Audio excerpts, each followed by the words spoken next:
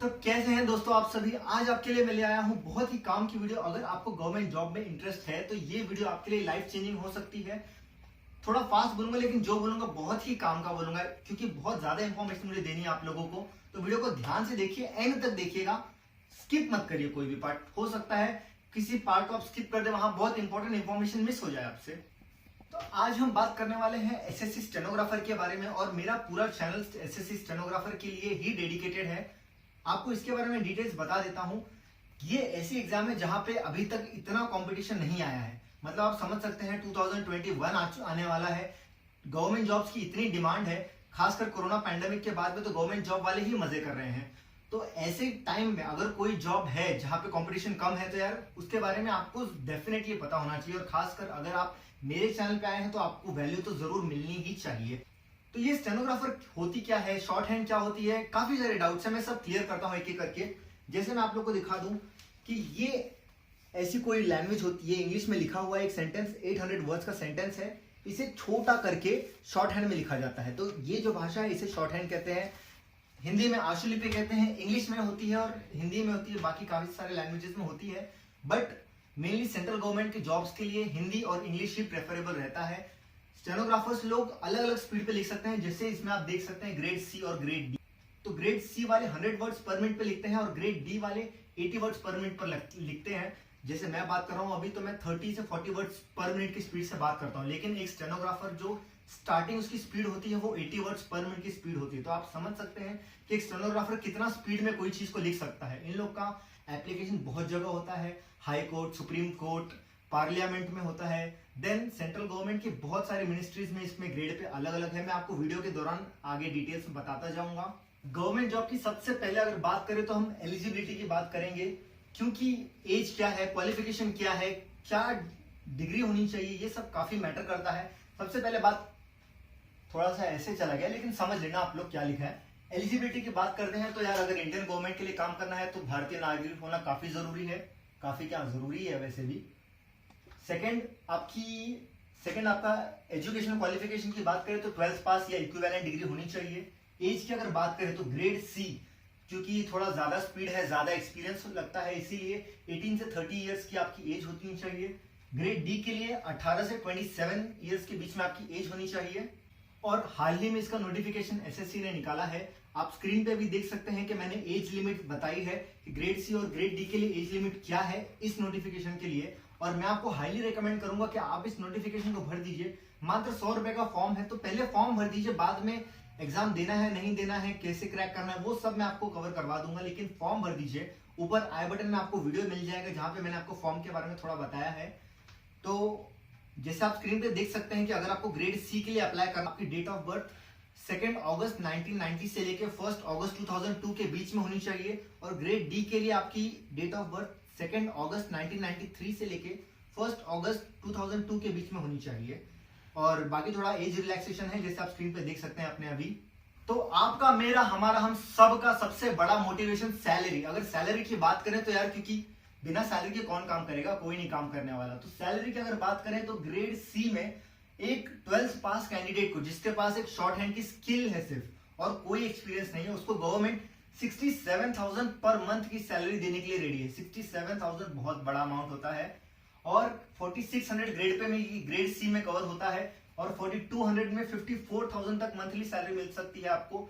काट वाट के हाथ में कुछ 61,000 यहाँ आ जाएगा, कुछ 49 से 50,000 यहाँ मिल जाएगा आपको।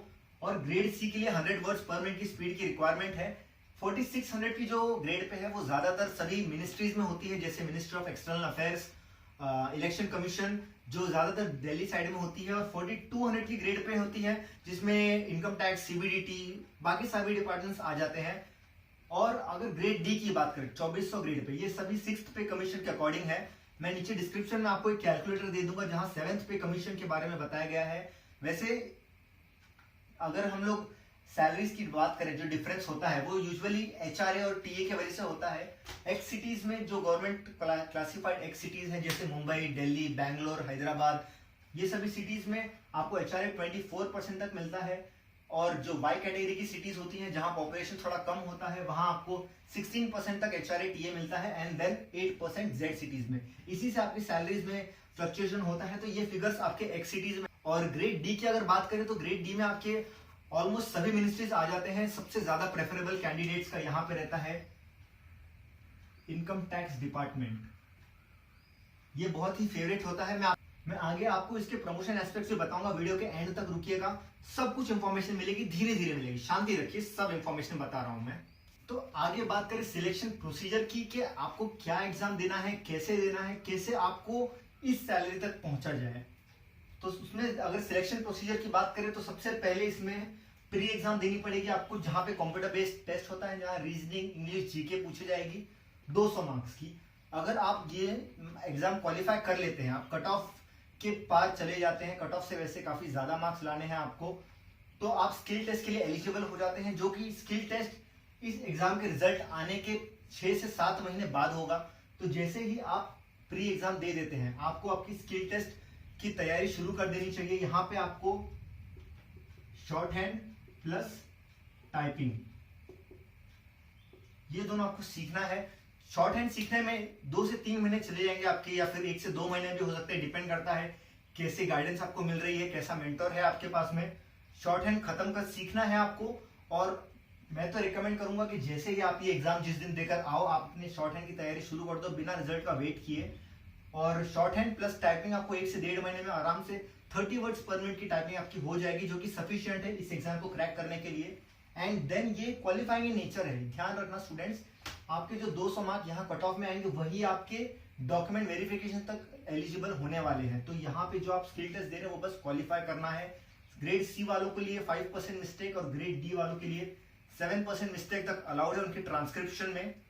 ट्रांसक्रिप्शन मतलब जो शॉर्ट हैंड आप लिखोगे और उसे ट्रांसलेट करोगे, जो आपका ट्रांसलेशन है उसे चेक किया जाएगा, उसमें 5% एंड 7% मिस्टेक का कैटेगरी है। देन डॉक्यूमेंट वेरिफिकेशन होगा, जहां पे आपके जो भी आपको मार्कशीट वगैरह कहा गया है वो आपको सबमिट करना होगा, वो लोग वेरीफाई करेंगे। एंड देन इसके बाद फाइनल कट ऑफ लगेगी, क्योंकि काफी कैंडिडेट्स डॉक्यूमेंट वेरिफिकेशन में भी बाहर हो जाते हैं। अब बात करते हैं सिलेबस की, जो कि किसी को भी करना पसंद नहीं है, क्योंकि यार मेहनत लगती है, पढ़ाई करनी पड़ती है। यहाँ सब तो क्या है, मोटिवेशन की वीडियो देखी, एक आध 2 MEA इनकम टैक्स डिपार्टमेंट की प्रमोशन वाली वीडियो देखी, अपने आप मोटिवेशन मिल जाता है। लेकिन यहाँ मोटिवेशन कैसे मिले, तो बिल्कुल टेंशन मत लीजिए, आप हमारे चैनल से जुड़े रहिए। हम धीरे धीरे आपको हर टॉपिक कवर करवा देंगे चैनल पे एग्जाम से पहले। सबसे पहले सिलेबस की बात करें तो यहाँ पे इंग्लिश आती है आपकी 100 मार्क्स की, रीजनिंग आती है 50 मार्क्स की, और जीके आती है 50 मार्क्स की। तो यहाँ पे मेरे अकॉर्डिंग अगर आपको एक एग्जाम में क्वालिफाई करके डिसेंट स्कोर लाना है, तो इंग्लिश में आपको लाना पड़ेगा 85 प्लस मार्क्स, रीजनिंग में लाना पड़ेगा 45 या 50 आउट ऑफ 50, जो कि इम्पॉसिबल नहीं है, क्वाइट पॉसिबल है। इजी ट्रिक्स होती हैं, बस आपको ट्रिक्स ध्यान देनी है एग्जाम तक, पैटर्न रिपीट करना है, प्रैक्टिस करते रहना है, कोई डिफिकल्ट काम नहीं है, बस डेली थोड़ी थोड़ी थोड़ी मेहनत करते रहना है। और जीके की बात करें तो भाई यहाँ पे 30 is a good score, because 30 भी थोड़ा मुश्किल होता है लाना, क्योंकि जब से TCS एग्जाम कंडक्ट करा रहा है तब से देखा गया है कि करंट अफेयर्स ज्यादा पूछी जा रही है एग्जाम में। अभी भी जो CHSL का एग्जाम हुआ था उसमें करंट अफेयर्स के अराउंड 10 से 12 क्वेश्चन आपको मिल गए। तो जो ये वीडियो देख रहे हैं आप लोग बिल्कुल टेंशन मत लीजिए, बिकॉज इस चैनल पे मैं आपकी सारी तैयारी करवा दूंगा। अगर दिसंबर वाले एग्जाम की बात करें तो 2 महीने में पॉसिबल नहीं है सिलेक्शन लेवाना, बट स्टिल मैं ट्राई करूंगा। जो इंपॉर्टेंट टॉपिक्स है ऑलमोस्ट 60-70% जो कवर करते हैं, जैसे इंग्लिश में नाउन, आर्टिकल्स, प्रीपोजिशंस, ये सब हो गए, वो सब की वीडियोस में लाने के लिए ट्राई करूंगा, आपके लिए ट्राई करूंगा। कोई गारंटी नहीं दे रहा हूं, बिकॉज मुझे अपनी भी पढ़ाई करनी होती है। बट दिसंबर में मेरी एग्जाम खत्म होने के बाद जनवरी में मैं आपको गारंटी से कह रहा हूं कि मैं एक बैच शुरू करूंगा, जहां पर आप सभी को उसमें जोड़कर सिलेक्शन दिलवाऊंगा मैं अपने तरफ से। एक फिक्स पैटर्न रहेगा, एक फिक्स तरीके से हम लोग पढ़ाई करेंगे, रोज का रोज पढ़ते जाएंगे, सिलेबस आगे बढ़ता जाएगा। और 6 महीने में यार अगर ये पैटर्न फॉलो करोगे तो क्यों नहीं होगा सिलेक्शन, आप बताओ। रोज अगर अपने शेड्यूल से 3 से 4 घंटा निकाल के पढ़ेंगे तो सफिशिएंट होगा आपके सिलेक्शन के लिए। और उसके बाद भी आप टेंशन मत लीजिए, मैं आपको पूरा प्रोसीजर, डॉक्यूमेंट वेरिफिकेशन तक आपके साथ रहूंगा मैं। वीडियो आधी खत्म हो चुकी है, आई होप आधी वीडियो में कुछ ना कुछ तो इन्फॉर्मेशन मिला ही होगा। अगर थोड़ी भी जानकारी मिली है तो दोस्तों यार एक लाइक छोड़ दीजिए, बिकॉज और क्या ही मोटिवेशन मिलता है हमें, एक लाइक कर दीजिए, सब्सक्राइब कर दीजिए चैनल को। हम आगे बात करते हैं एग्जाम डेट्स की। तो बहुत ही इंपॉर्टेंट है ये बात कि साल में एक ही बार एग्जाम होती है। SSC बहुत स्लो है, ऑलरेडी वो 1 साल पीछे चल रही है। 2020 की एग्जाम 2021 में होने वाली है। तो ध्यान रखिए, अभी एग्जाम निकली है, अभी इसका फॉर्म निकला है 4